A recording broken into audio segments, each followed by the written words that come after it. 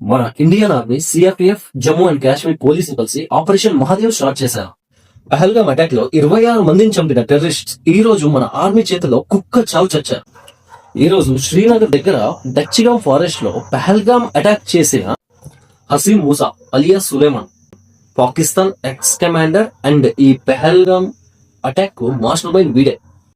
జిబ్రాన్ 2024 లో సోనామార్గ్ లో tunnel attack చేసినవాడు.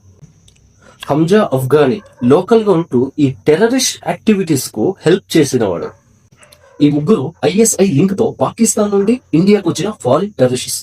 ఈ కుక్కల్ని అయితే మన ఆర్మీ కుక్కల్ని కాల్చి చంపేసింది. యాక్చువల్ గా కుక్కలతో కూడా కంపేర్ చేసుకోవడం చాలా పెద్ద నేరం. ఈ ఆపరేషన్ ఒక వార్నింగ్ లాగా ఉండాలి. ఇండియా జోలికి వస్తే శవాలు లేస్తాయని మరోసారి ప్రూవ్ చేసినందుకు ఇండియన్ ఆర్మీకి చాలా థ్యాంక్స్. జై హింద్.